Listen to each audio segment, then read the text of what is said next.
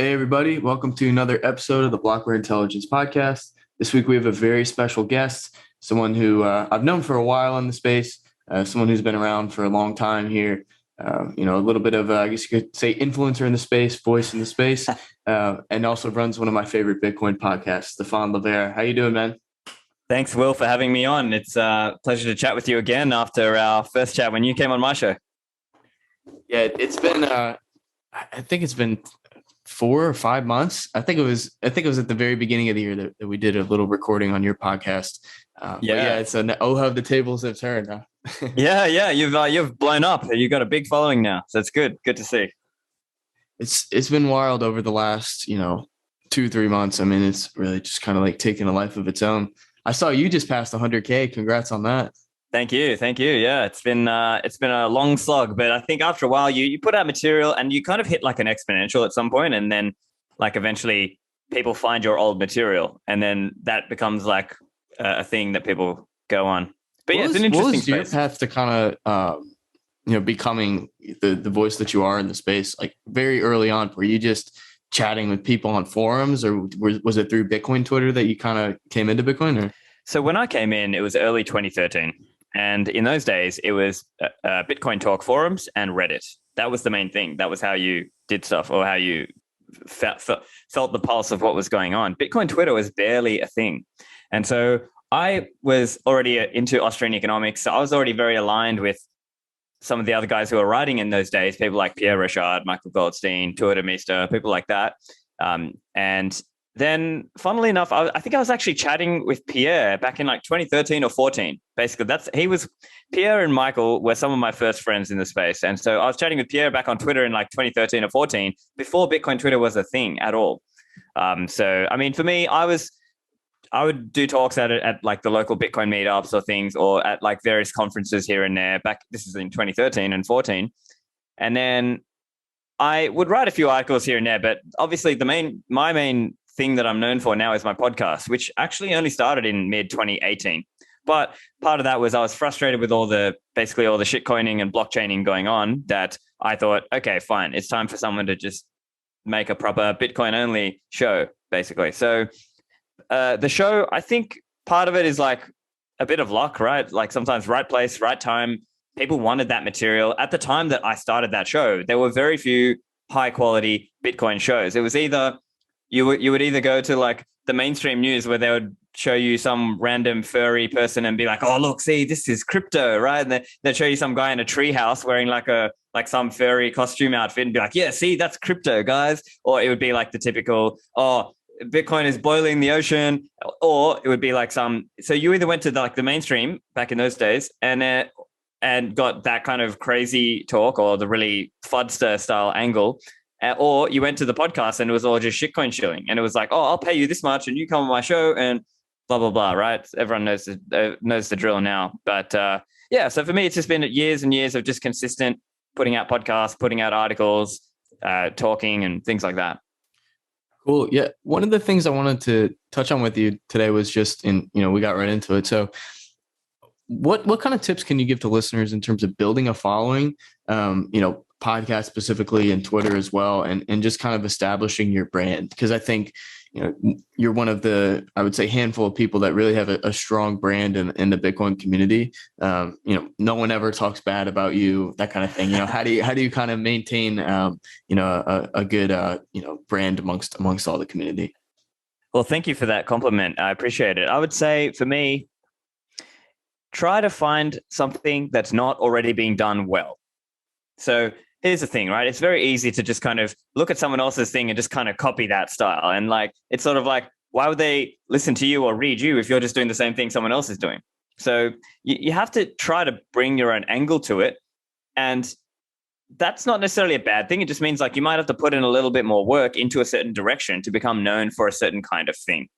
And so I think this is going to be a huge, huge industry, right? So today, if you look at some of the big, well-known Bitcoin shows, like, What Bitcoin Did, or my show, or Marty Bent's show, Tales from the Crypt, Rabbit Hole Recap, and other shows like that, I think eventually it will reach a point where it's going to be more and more specialized, right? There'll be like Bitcoin mining podcasts and Bitcoin Lightning only podcasts. And I mean, these exist today, but it's going to grow and grow and grow. So there's lots of opportunity for people out there who are skillful writers, podcasters, etc. You name it, YouTube video creators, TikTok creators even. I mean, I'm not on TikTok myself, but you know what? That's another idea. Sometimes you've got to go out to the high risk frontier, and there's a lot of, it's high risk, high reward, right? So you can get out there and be the first into a new area and build up a name and a brand that way. So I think there's all kinds of different ways to go about it. But I think it just comes back to that idea of trying to give value, right? The idea is you need to make whatever it is you make, whether it's podcasts or writing articles or YouTube or whatever it is, you need to make it good enough that the consumers of your content will share it with their family and friends, because that's how things grow. And so if you make it good enough, they will. I think with the Bitcoin community as well, it's such a niche thing. And I can imagine back when you first started, you think about like peeling back the layers of adoption. I mean, it was probably like the really hardcore, libertarian guys just eat meat, breakfast, lunch, and dinner. How do you think that has kind of helped you build this solid foundation in terms of, you have a really strong core following? Because I think with Bitcoin over other communities, it's just our values in that sense of, we're all here generally for the same reason. I mean, we all come in for the number go up technology. We like to all say we all stay for the monetary revolution. So like, how do you think that's helped you shape a following, and how can that help people, leverage a following and something that's emerging? Because like one of the things you mentioned, and this is part of why I dropped out of school, is like, you just look at the TAM of Bitcoin and where it is now, right? And so that's for the asset itself. And then you take all the content that's orbiting around the growth of the asset, because at the end of the day, that's what it's really doing. And I mean, you talk about being involved in any company, in Bitcoin, and I see you're now on Swan. We'll talk about that as well. Having some kind of podcast or show, or just any way being involved around the ecosystem, all that's going to grow by default with you have new users. I mean, like you look at Plan B and Willy Woo's Twitter. I mean, Plan B's at like 850,000 followers now. I remember he had like less than 200,000. So that's just, seeing the growth of content. I'm sure you can see your stats and see them, growing in the different areas around the world. That's got to be cool. But like, yeah, for sure. Yeah, yeah, I'll tell you what, an interesting tangent. yeah, but I'll tell you what, an interesting stat. So my interview with Plan B was the first. So episode 67 on my show was the first interview with Plan B. Do you know what the follower counts were back then? It was, I'll tell you, roughly, I had maybe 6,000 followers, 7,000, something like that. And Plan B had maybe 4,000 followers back then, wow. Right? That's how quickly it has gone. So I think to your point that you were making earlier, part of it is about the principles of the thing, right? That do you really believe what you're saying, and do you truly, mean what you say, and do you really are you really here for the right reason? Because I think people can tell that as well, right? They can sort of see, do they sense there's like authenticity about what this person is saying or doing, the things they're doing in the ecosystem, whether it's the company they're working for, the company they're starting, the conferences they're putting on or attending and speaking at. I think it comes back to authenticity. That I think people look at, I don't like using the influencer word, but they look at people in people in that who are known in a space, and they really care about, do you really live your values? Are you really trying to do what you say and walk the walk? So I think that's an important thing. Of course, none of us are perfect. We all make mistakes here and there, but the point is, do you by and large show up to deliver, and do you really put your listeners or readers first, right? So for me, even with the podcast, I always put the listeners first. I always try to make sure the listeners are getting good value out of the shows. That's what keeps them coming back. That's what makes them share the show with their family and friends, because they know they can sort of trust, and you build up a trust over time. And obviously it takes time to build that up. But once you've built up that reputation and that trust, you're known for a certain thing. You're known for a certain product or service in the market. And I think that's essentially how you do it. No, yeah, for sure. I think that's super insightful. I want to transition to, what are you doing at Swan? And you guys seem to just be blowing up. I remember Brady posted a stat a while back. I think it was like the volume on your platform, or the number of signups. And I just remember saying, like, wow, like you guys have really, really come up over the last year and a half, it seems like. Yeah. So Swan is a really interesting story. So I recently as you probably know, so up until recently, so Swan were a lead sponsor of my show, but I wasn't working at Swan. Now, that said, I was also an advisor, so I held a small amount of equity in Swan from back when it started in 2019. Back then, it was called Give Bitcoin, and then the product shifted, actually. So what I'm doing, so my role is managing director of Swan Bitcoin International. So my focus is mainly on the international customers who are signing up, and that's generally in part of the Swan private section of Swan. So if you think of it like this, Swan retail, people who are just stacking sats, and then Swan private, which is generally for the high net worth and corporates and other entities who are stacking. And so the idea with Swan private is we're giving you a guided service. We're going to hold your hand. We're going to give you a video. We're going to call with you. We're going to talk with you. We're going to be accessible to you. And this is something that we can afford to do essentially because because that customer is buying a lot more Bitcoin essentially. So that's been part of our focus is to try and help a lot of those people, because look, that's the other thing as well. Like, we talk about how many followers and whatever, but not everyone's on Twitter, or if they are, they're kind of not in the same circles that we are. So it's about how can you get in front of those people, and some of that is putting out content, articles, podcasts, YouTube, etc. But it's a big world out there, right? There's literally 8 billion people on this earth, probably 2 billion like regular internet users who might have Facebook accounts and whatever. Twitter is tiny compared to that.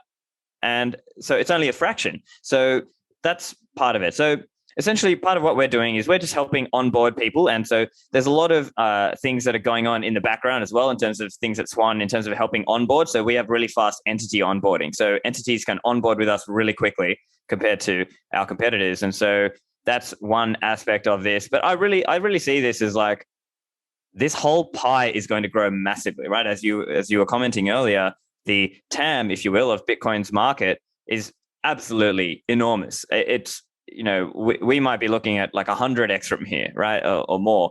And so there's just such a big market. There's going to be space for many different profitable players to operate in that. But I think what Swan does different and does better is our education and our community focus, right? So that's what we're known for. And many of the staff at Swan are known in their own right individually. People like Brecky or Jan Pritzker with Inventing Bitcoin, or all sorts of people within the Swan team and advisors of Swan as well. People like Lynn Alden, who actually recently she has become economic advisor as well of Swan Bitcoin. And so it's just about putting out content and other material that we're trying to really take that focus on education. And so I think that's kind of what I was saying, just like with my podcast. I try to make sure the podcast is good enough that people want to recommend it to their friends and family. I think Swan is similar in that way, because a lot of our customers are very happy to recommend us to their friends and family, because they know that will do our best to educate that customer, and we're Bitcoin only. We're not going to kind of screw around with altcoins and confuse them, or kind of have the fee, that revenue money going into like supporting altcoin development and altcoin kind of technical support. We just focus on Bitcoin. That's amazing. I want to ask you, like, how do you think through implementing Bitcoin and really integrating it into the culture of society? Like, one thing you were mentioned was, you guys try to get across on the whole educational side. And when I think of hyper Bitcoinization, I think of a lot of the game theory involved with nation states and corporates having to add it onto their balance sheet, or funds having to at least take a small allocation to it once they're indexed against it, all that, right? But when I think about how Bitcoin changes society, and we talk about all the philosophical things about Bitcoin. I remember like the last podcast we did, we were going at it for like 25 minutes, but what do you think is, or what are some of the key points that really need to be driven home, or like kind of courses of action that people listening could help as well in terms of getting Bitcoin into the broader, cultural structure of society? Yeah, so I think Bitcoin is going to force certain changes. And I don't mean obviously in a coercive way. I mean in an economic way. I think if you project out what the impact of Bitcoin will be, we will live in a world with a lot less debt and a lot more equity. So right now, debt is cheap. And that is artificially cheap because of government, because of central banking, legal tender laws, explicit and implicit bailout guarantees, you name it, capital gains tax laws. All of these things help the government retain its power and intervention into the market. What happens when you take that power away? Well, it's going to return back to, I think, a debt market that's not subsidized. And what does that mean? Well, I think debt will cost a lot more. I think it'll be more of an equity-based system. And so it'll be much less of a VC or kind of this kind of investment culture where it's spray and pray. You just kind of put it in because you're getting all this cheap money. You need to put it somewhere, otherwise it's a melting ice cube. So guess what? Everyone just spray and pray. Whereas I think it'll be a little bit more intentional, deliberate. You will probably have specific domain knowledge, and you would invest in companies based on that relationship and your knowledge and your technical skill in that area. That's an example. But then, yeah, it'll impact culture in so many other ways. Because if we think about how the government has grown, for example, with all the stuff that's gone on over the last year or so, the size of the state and the power of the state in terms of surveillance and its ability to control what people think, I think a lot of those are angles where they were made possible because of fiat money. Because how else can the government fund this crazy, crazy debt? I mean, even now the conversation in the US is all about the big debt ceiling, $28 trillion and so on. How could they have gotten this far without cheap fiat credit? So I think once you start unpicking that, and then fundamentally at a very base level of society, we're going to be changing so many things. I think welfare and warfare statism will come down a lot. There won't be as much funding for that kind of thing. It's really going to change a lot about what we do. I think there have been forces that also cut against, say, the family, as an example. Families, churches, communities, and it's almost, I wouldn't say like deliberate, but it's just almost like there's all these forces or angle or powers, in a sense, pushing against like the family and community aspect, and it's been pushing in the direction of atomizing the individual, right? You grow up, and then the idea is, oh, you got to go to college away from your family and your friends back home, and now you got to travel for that, and just overall atomization of society, and people not sort of knowing who their neighbors are, not knowing who their culture and their community is. These are all, I think, we can look back to the fiat impacts for that. So this is a topic I love talking about. This is something I've written articles about. I talk about it often on my show. Safety talks about it as well. He's very well known for this topic as well. But I think there are just so many impacts in the way we even think, right? And another example I like to use is this idea. Think maybe historically people might have had more time to spend reading full books. And then what happens is it's almost like our patience has come down as well, because it became from books down to podcasts, down to, short articles, then tweets. And now it's like TikTok, 30-second videos, right? That's what that's all people have the patience for. So people don't have the time. And in a way, it impacts your own ability to be really good at whatever you do. And so I read this book by Cal Newport. It's called Deep Work. And that was years ago, maybe 4 or 5 years ago. I can't remember when. But he was making the point, and now Cal Newport is an interesting guy because he doesn't have social media. And his idea is that, now, of course, you and I both very much have a lot of social media presence, but his idea was that it ends up distracting you so much. And especially at a time when the rewards to people who can focus and do deep work, the rewards are massive. Because because it's like a power law, right? The top, call it 2 or 3 people in every niche in the world get an overwhelming amount of the rewards that come for it, because they're the well-known name and brand. They get all the opportunities coming their way because it's that power law. They're at the very top end of that power law. And so he makes that point in a way that I think you can, I guess, more easily position yourself there, because while in a world where everyone else has really low patience, if you can focus and actually work on something productive and beneficial for other people, then they'll love you for it. For sure. What do you think are some of the biggest changes to society in your mind? So, for example, for me, I would say just the time preference thinking, for lack of a better phrase to put it. I think over time, fiat has inadvertently, incentivized the short-term time frame, thinking, which, you talk about materialism, some of these kinds of things. Like, people are, when I talk to my buddies, right, and I'm talking to them about Bitcoin, right, the first thing they say is, oh, well, Bitcoin's getting outperformed by this thing, because their time preference is like a week. Like, they just want to flip it and then move on to the next thing, and then just cycle through all these short-term flips. But I think, when you introduce Bitcoin as the underlying, foundation for society, because at the end of the day, we talk about like Bitcoin fixes everything, the money really changes everything around that's built on top of it, right? It's almost like that is the foundation that we build everything upon.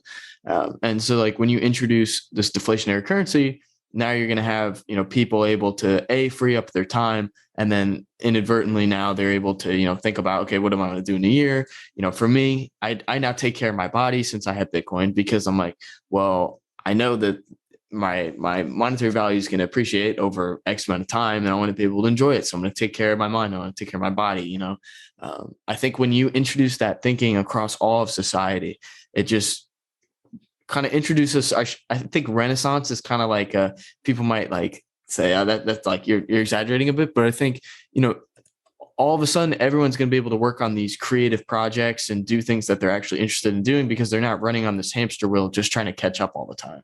And even if someone has an idea in the current societal structure, like if you're working like a minimum wage job, like you're not going to have that free time to build these huge projects, or you're talking about like art and all these kinds of things. I've seen some good pieces put out about kind of this Bitcoin renaissance, and I think to me that's probably the biggest shift is just the timeline in which individuals are thinking. You apply that to all society and changes everything. Anyway, want to hear your thoughts. Yeah, I'm with you there. I think that whole Bitcoin Renaissance idea is absolutely it. I think we are going to see, and this is the point. I believe Guido Husman has made this point, which is that in the fiat world, because of the ability to just keep going leverage, people just keep investing. But under a hard money world, you would eventually reach a saturation point. And so as an example, these ideas like we might see the rich patrons who buy things or build things for their local citadel, as an example, right? So they might be like, oh, okay, we could do with a big, I don't know, hospital or cathedral or something, and they'll put in the time to put in that work. And another interesting idea is that if you, as the patron, are responsible for that idea, you would see over it yourself to make sure it is done on time and well, rather than when the government does things and they unfortunately do not have the right incentive to do the things well, and essentially they just end up wasting a lot of money or being overtime, over budget, and just not actually what the people wanted. It just often is politically motivated, and so someone wanted to get voted in for this, that, or the other. And I think that's also going to be a big cultural impact. But I think to the broader point you were making, absolutely, it's savings technology. I think that is something that has to be nailed. Pierre Rochard was right. It's savings technology. That is the main thing. When you're trying to teach someone what this is, savings technology is the way I always, that's the main way I opt to teach this thing. Obviously, there's different ways to talk about Bitcoin, but that's one of my favorite ones. So I think you've just got to hammer on that savings technology idea, and you have to just try to reach the ones who you can reach, because not everyone can think for the long term. I think fiat has ruined a lot of people's minds, and it will change them back, hopefully. Like, give it 10, 15 years, I think things will switch back, and it might be like a pendulum, right? So we're kind of going towards a very fiatized world, because if you look at all the crazy things they're doing, the lies the politicians are saying about how this $3.5 trillion spending bill is actually $0, and people are believing them, it's just insane. But what's happened is not enough people, and this is kind of another Bitcoin value in Bitcoin, we say don't trust, verify, right? Now, doesn't mean you can verify absolutely every little thing, otherwise you'd get nothing done. But the point is, it seems that a lot of people have lost the capacity for rational and critical thought, to be able to critically analyze what somebody is saying and just offer a good question or a good challenge, some kind of counter argument.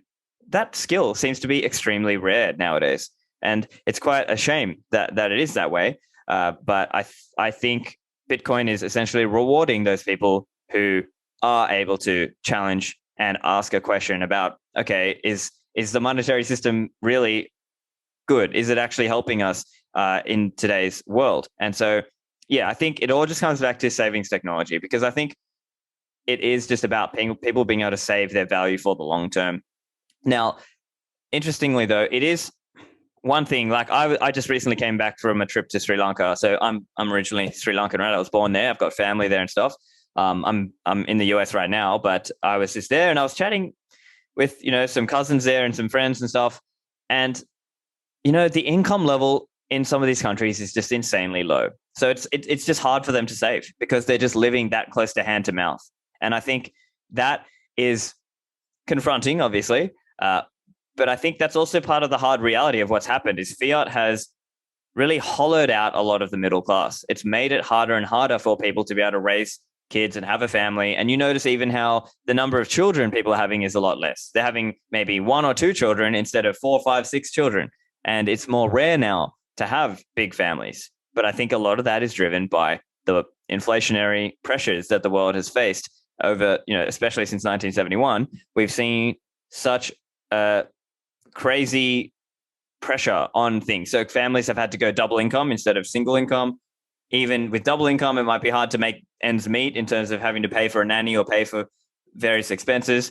It just makes it really, really difficult. And I think we're going to bring back a world where I think maybe the single income family might come back. So I think culturally, that's an impact that I would predict. We're going to see more of that. We're going to see not fully a return to that, but we're going to see more of a trend in that direction.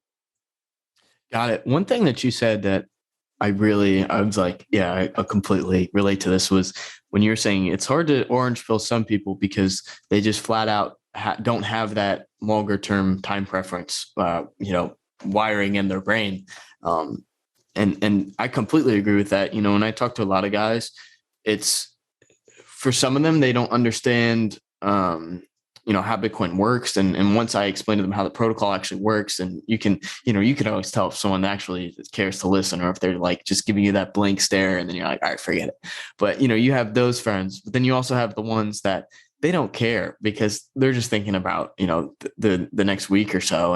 And like you said, it's not that perhaps that, they disagree with Bitcoin itself, but they just aren't able to get their brain to think that way. That I think has been for me the biggest hurdle in terms of orange pilling people that I know, especially I think at least especially because I'm younger. Like like my generation has had social media their whole lives. I don't have TikTok, but people have TikTok, they're scrolling through it all day long. And it's just your brain all day. It's just getting programmed to think, okay, I can take little information in 6-second increments, but anything over that, like that's too much, Yeah. What has been like the biggest hurdle for you in terms of orange pilling people? And, I'm sure your answer is probably going to be a bit nuanced because it is a bit different for depending on who you're talking to. Yeah. Yeah. No, I mean, I'll tell you what, I'm not even that great. I don't think of myself as being amazing at orange pilling people, but other people seem to think I am, but I don't. I just regularly put material out and eventually they find it. And sometimes it's VJ Boyapati's multiple touch point thesis, right? You're just never going to get someone on the first go, or very rarely will you ever do that. It takes multiple touch points for most people to get it. And it needs to be people they care about, their family, their friends, someone who is close to them, before they'll even listen. Another tip I would say is you won't understand Bitcoin until you understand the problem with fiat money. If you don't understand that, you've got no hope. So that's probably the first lesson I would be out there trying to teach people. Another lesson I think I would take from my friend Matt Odell, chill lightly. So you've just got to be able to lightly put that information out there and then be available for them when they've got the questions. That's essentially how I see it, because if you come at them too hard, they'll just kind of, they'll kind of put up their defenses and shut you out, and that's it. You're done. So it's a mix of things. I think sometimes they just have to see you get successful with it, and before they'll take you seriously. And other times that, I've had people come back years later and be like, hey, yeah, look, you were right. I should have listened to you back then and stuff. But that kind of humility is rare. A lot of people just end up, some of them get bitter, salty, right? They end up gambling on shitcoins or just not telling you about it because they don't want to bring up this painful memory that, they could have had so much more, right? That's one example. So I think part of it is being good at the Socratic method. So if you're good at being able to ask questions, because here's the thing, for most people, you can't just like spoon feed them the exact answer. Sometimes you have to ask them a question that gets them thinking in the right way. And then they might start to challenge. You might be able to get through to them. Like a common example I've heard is stuff like, hey, do you know your US dollars, they're not actually backed by gold anymore? And for some people, that's actually a novel insight. That's actually like a thing. So, if you can ask good questions in a way that forces them to start thinking a bit more clearly about it, then you're on a good track and you might have a chance.